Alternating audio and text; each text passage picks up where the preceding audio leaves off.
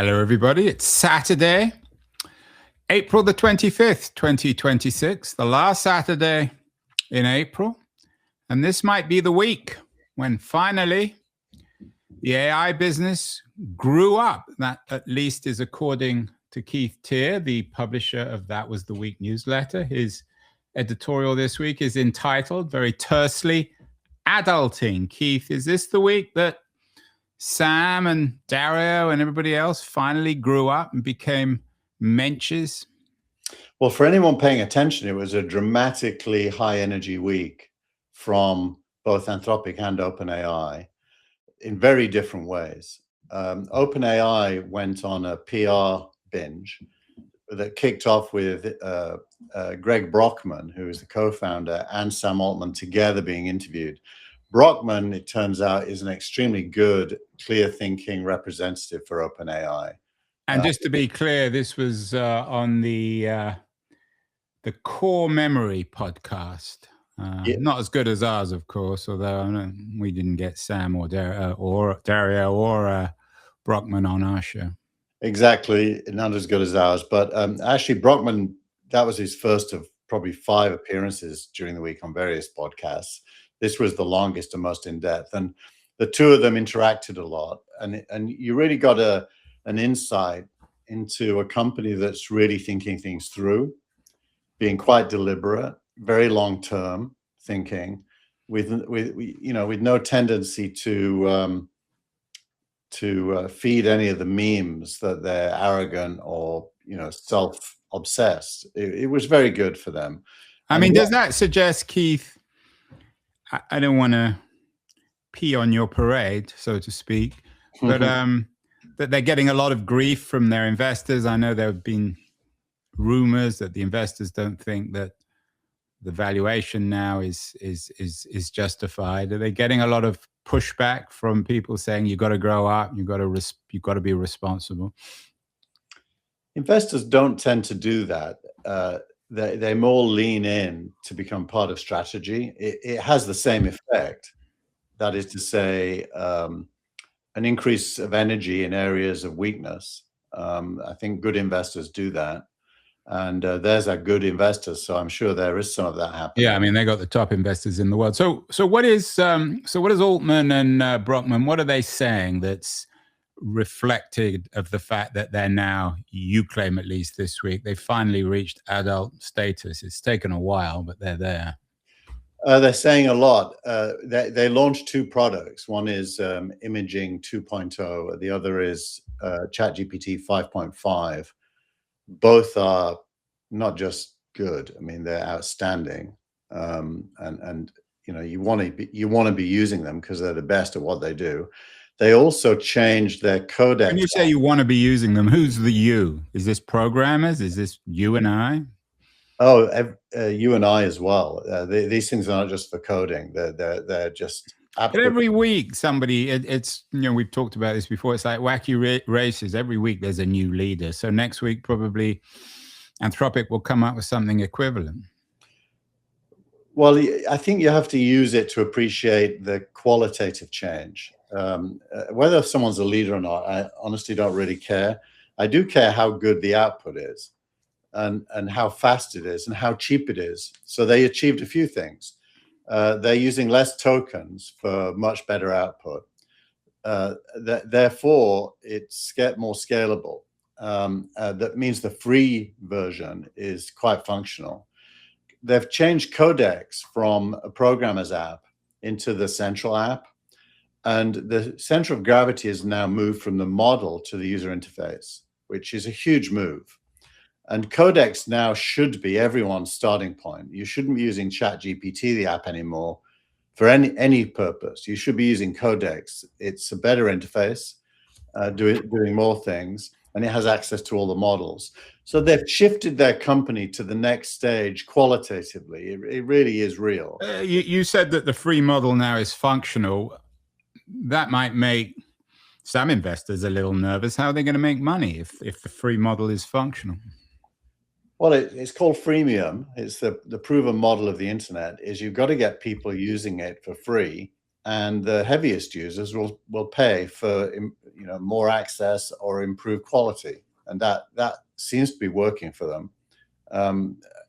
Look, there's nothing really bad to say about it. One can be skeptical always, but I think skepticism isn't really earned this week. It's more praise. Although there is some skepticism, not of, at least in your newsletter, not of Brockman and Altman, but of Amadai, Yann LeCun, another of the very influential founders of the AI revolution, suggests that Dario is wrong. He knows absolutely nothing about the effects of technological revolutions on the labor market. What's Dario been up to this week? How's he? If Sam has become an adult overnight or over a week, what's Dario been up to, and why you tend to be much more critical, in my view at least, of Dario than you are of Sam? What's Dario done good this week? Yeah, if I'd have been writing the newsletter on Thursday, I would have had a very different view of Anthropic, because the first 4 days of the week for them were awful. A few things happened. The first thing that happened is they released the 0.7 version of Opus 4.7, and the performance massively deteriorated from 4.6, and everyone was complaining about its hallucinations were back. The service was throttled.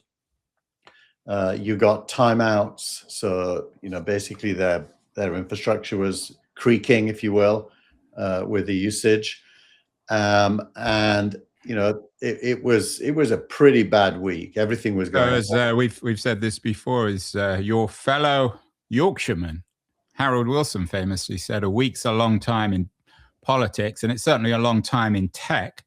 Yeah. What changed then? So the first 4 days of the week weren't great for Dario and Anthropic, and then what changed? Well, what changed is, in response, they removed some of the features from their paid product, features that people care about, and they got such a backlash, they put it back in within 24 hours. And this was Dario, what I call the adolescent teenager being reactive.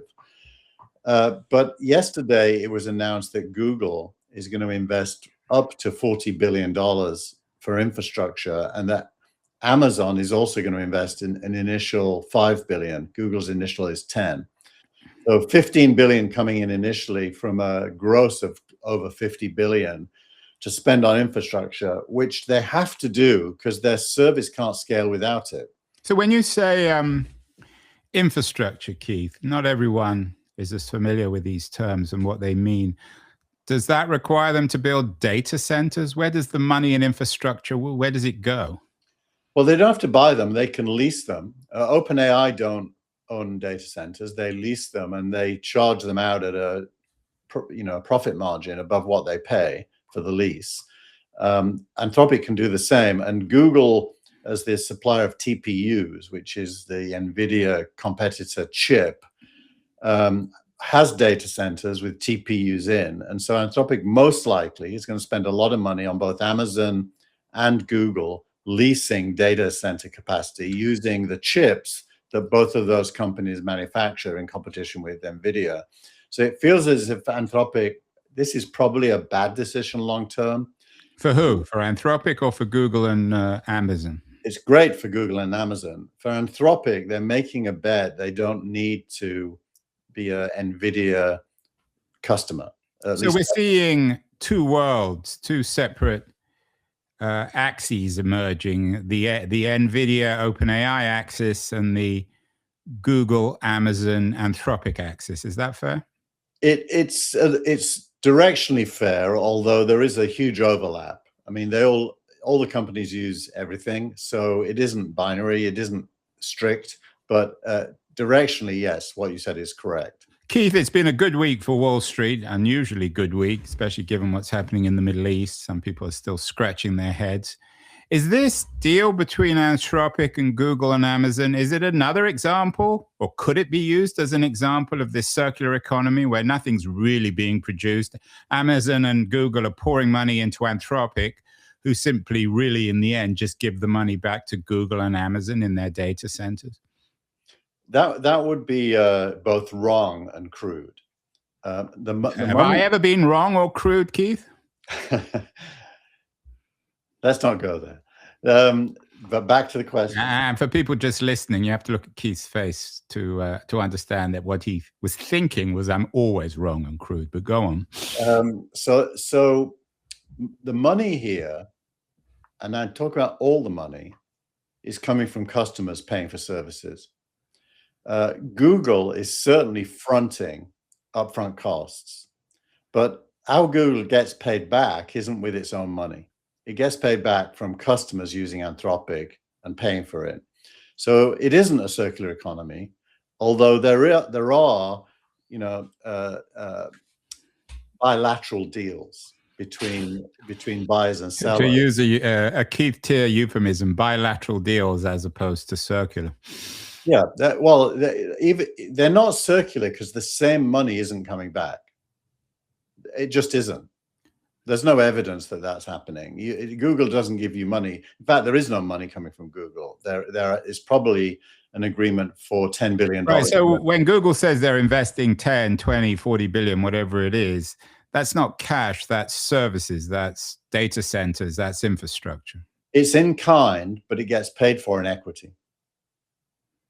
So it's equity being traded for services. And of course, in a way, some people might be scratching their heads and thinking, well, why would Google invest in Anthropic when they already have Gemini?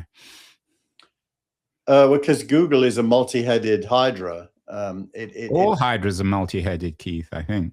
Yeah, exactly. So sorry for the redundancy, but Google is both a player and a vendor. So it really holds all the cards. It'd be interesting to see. And next week, I think Google are coming out with their numbers. It'd be interesting to see what they are, how much they're investing in infrastructure themselves, and where the revenue is coming from on AI and cloud. Yeah. But I think it's now beyond doubt that if you add together OpenAI, Anthropic, here's the adulting theme. They are now both committed to spending what is required to deliver a usable service, and they are both building huge mountains of revenue off of the back of that, which will make them the world's two biggest and fastest growing companies ever. Yeah, and you're going to push back on this, but for months, if not years, you've been saying there's only one player in this game, which is OpenAI. And now, are you acknowledging, Keith, that this is a two-man race, that Anthropic and OpenAI are side by side here? I think it's more like a 5+ man race. But I think so OpenAI is, you used to always argue, well, OpenAI is so far ahead, no one can catch them up. They're going to be a $10-15 trillion company inevitably in the next few years. Well, OpenAI are clearly ahead on all measures. And that's what I've always said, by the way. I didn't say they were the only player. I just said they're far ahead. And I still think they're far ahead and will end up being the biggest company of the group. But that said, who are the others? Grok this week acquired Cursor for $60 billion. That's the biggest acquisition in the history of acquisitions for private. Yeah, and just to be clear, Keith, because not everyone's as much of an insider as you, what is Cursor and why did Grok? Grok is, of course, Musk's AI company. Why would they buy Cursor for $60 billion? I mean, the way we throw around billions of dollars these days, especially on shows like this, it doesn't seem a lot, but $60 billion is an awful lot of money for a startup. Well, the buyer is SpaceX, and SpaceX is, the rumor is it's going to be valued at $2 trillion when it IPOs in June.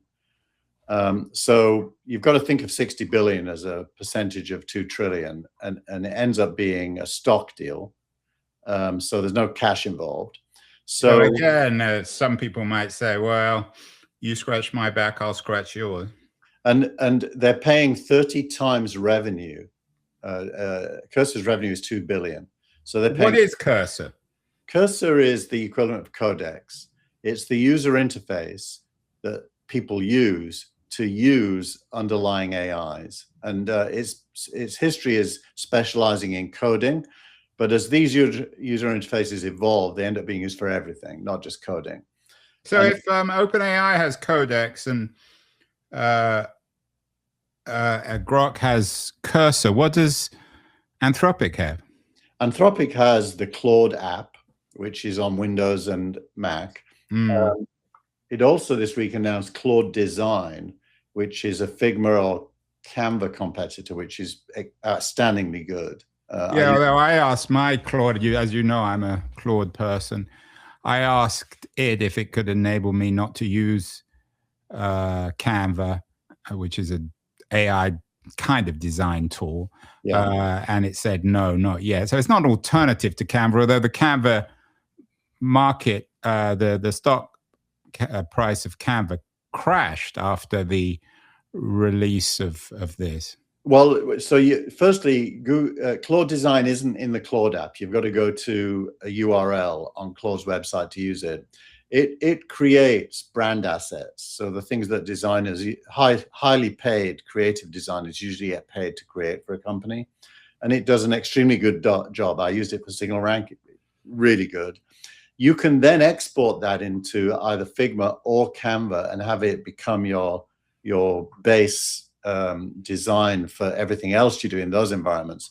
Now, if you also use image from OpenAI, you really can start to replace Canva and Figma. Yeah, although you're a pioneer, or certainly very advanced in this. For someone like myself, who's more of an everyday user, that's not possible. But anyway, you put all these things together, and we seem to be seeing the emergence of I don't know whether you would call it an adult economy, but certainly a more coherent economy. Is that fair, Keith?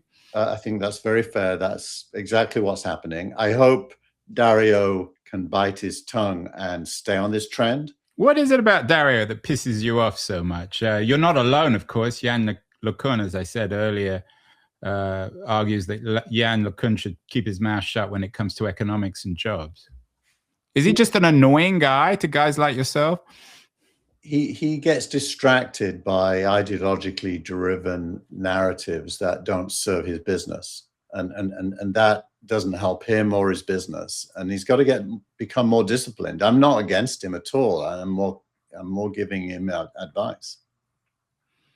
Well, it's all interesting. Meanwhile, that's all very, very short term. Next week, maybe we'll have a Keith Teare editorial about these people becoming teenagers, but there are longer term consequences. There was a very interesting piece, I thought, in the FT this week. I don't know if you added it to the newsletter, Keith, about America's revolt is coming in the Wired Belt. I mean, clearly, the Facebook news this week that they were cutting 10% of staff.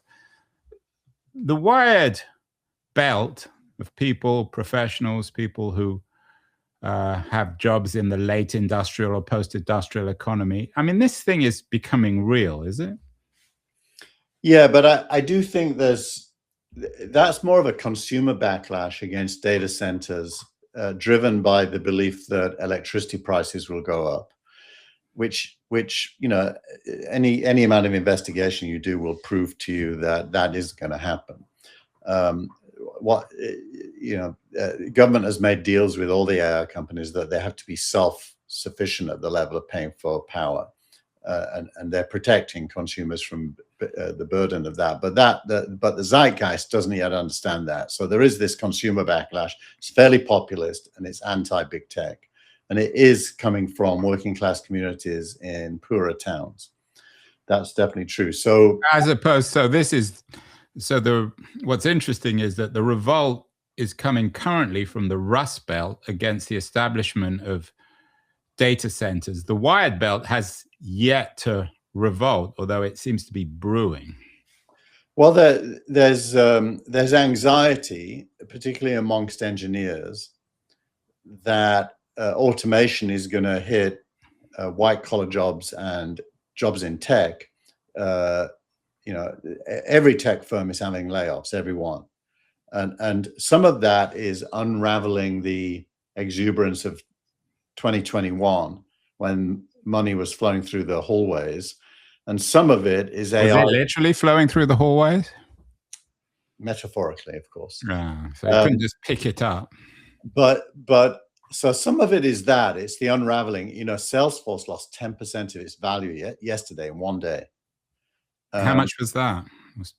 It's 100 about billion? 15 billion, I think, or something like that. Although Salesforce is increasingly seems to be roadkill. It's a classic company that's roadkill in this new economy, isn't it? I think it's probably a buy now. The market's over.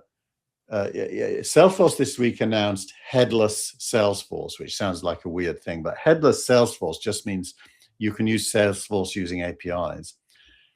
And headless, of course, gets to the core issue, the longer term issue, which is on the back of many people's minds, the front of many economists' mind, on the minds both of the Wired Belt and the Rust Belt, and it comes to jobs. What are we going to do in this new economy as it becomes more and more mature? There was a good piece, I thought, by Alex Imas, Keith, in your newsletter this week, which gets to the core issue of this brave new world. What will be scarce? In other words, what will have value in this new world? And nobody knows the answer. Lacan is critical of Dario because he hasn't really given that a great deal of thought. But the harder you think about it, the trickier it becomes. Well, there's logic. You can use logic. You can't really predict outcomes because, as we've always said on That Was the Week, human agency is the key variable. What do people choose to do is the key variable, and that's hard to predict. Hold on that. I mean, there's some truth to that, but however much, I mean, everybody wants jobs, right? I don't think there's anyone in the world who would say would be pleased if all work disappears. But if this AI, as Imas suggests, or he quotes a new paper by two very influential economists, David Autor and Neil Thompson, who consider the starker possibility that AI advance, and I'm quoting the piece, AI advances to the point where human expertise loses its economic value altogether. And in that sense, we won't have jobs, we won't have value. So that's the real threat in the long term. Yeah. Well, let's do a kind of a deeper dive here and have a kind of an intellectual timeout. The word job is not an economic word. Paid labor is okay. Well, I agree. Let's leave jobs out of it. The paid labor or value, economic value. How are we going to be paid? So value is the product of labor and capital. Just to define our terms. And in this article, they rightly say that it is highly likely that labor will cease to be part of a commodity, and so the commodity economy we live in, where in order to get something you have to pay for it, and what is inside of it is labor and capital congealed, will become just capital, and there will be no labor in it. Now, because of that, it ceases to be a commodity.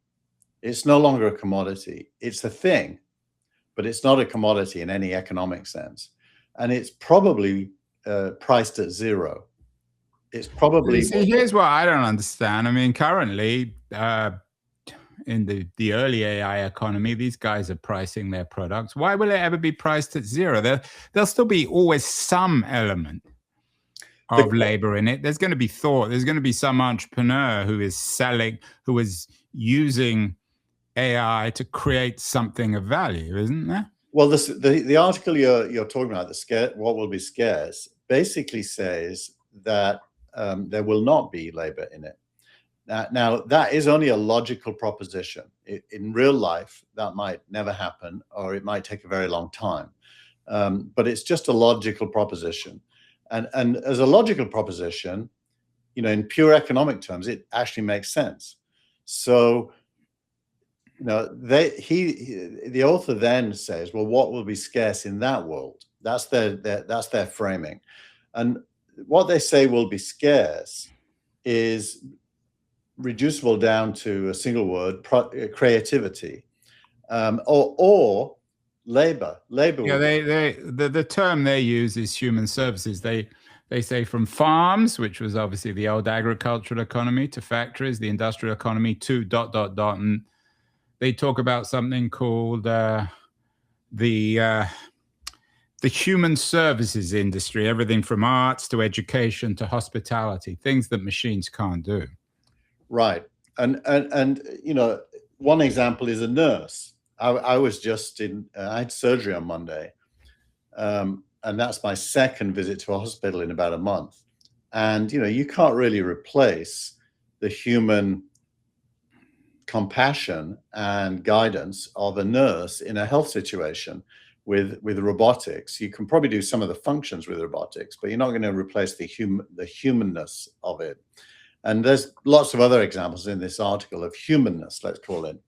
And now the hard thing is, in a world where commodities have gone and most things are free, what would drive a person to want to have paid labor? Because they wouldn't need to for their life. And it comes down. Well, but this comes the other issue, which I'm not sure how much this piece addresses, is you still have to pay for food. They still have to pay for accommodation. Not everything is free. Not in their world. In their world, and again, it's a logical proposition. It's not a prediction. Food is one of the commodities that is essentially free because it's due to abundance. So what they're really saying is, in a world of abundance, what is scarce?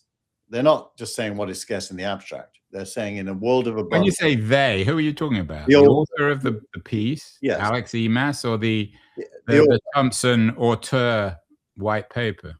Both, actually. Thompson is part of this, and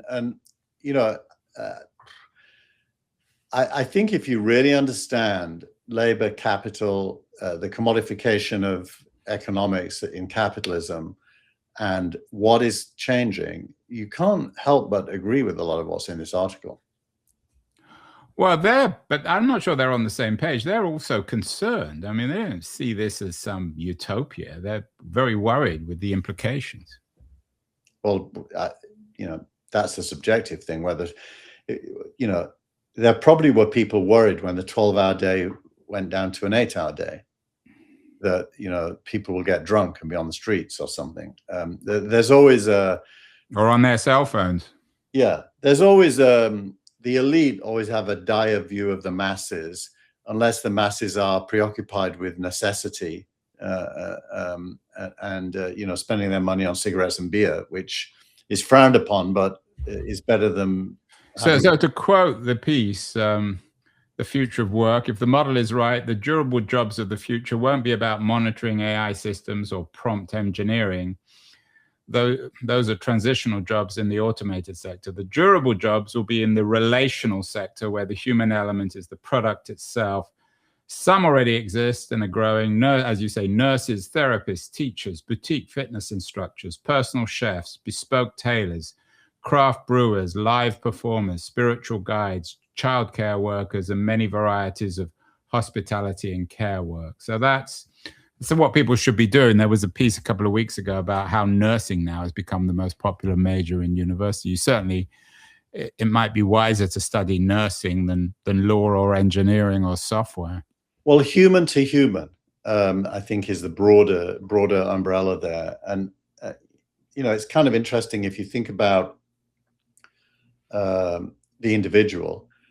The individual as a social animal needs other humans, and a lot of that is through family, friends, through work, which, if that goes away, is missing. Probably religion makes a comeback.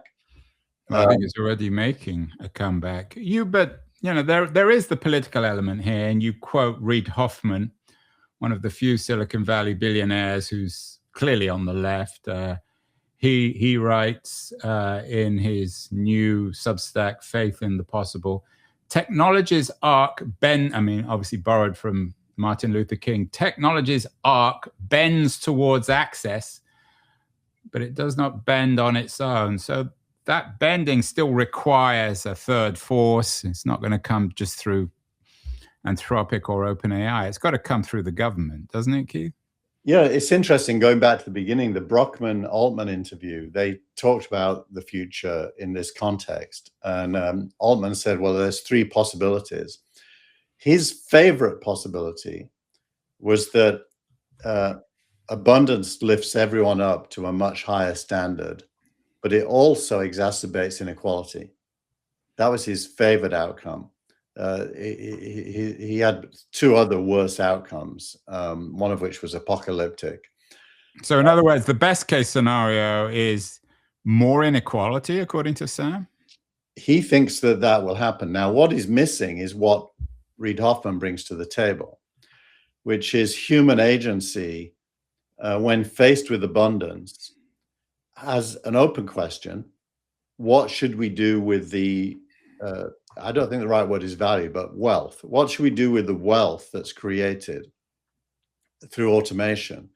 And, you know, the obvious answer is everything that humans need to enjoy their life should be improved. Travel, teaching, education, health, and so on. Well, I think the obvious, or certainly from a progressive point of view, the logic is that AI should be commonly owned by all of us because we're all contributing to it. So we should all be beneficiaries rather than just a tiny group of Silicon Valley entrepreneurs like Greg Brockman, Sam Altman, Reid Hoffman, Yann LeCun, Dario Amodei.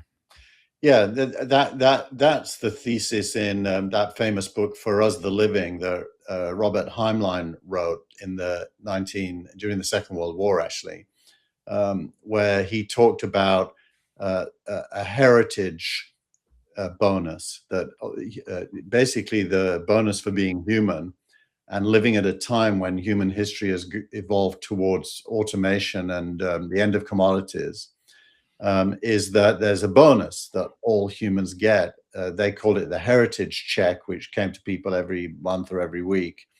And, you know, that came from the Austrian school of monetary economics that believes that printing money is not inflationary as long as there's consumption. But I mean, the heritage, but you're always talking about this post-money economy. If you get a heritage check, whatever that means, how are you going to spend it if there's no longer any money? Yeah, money.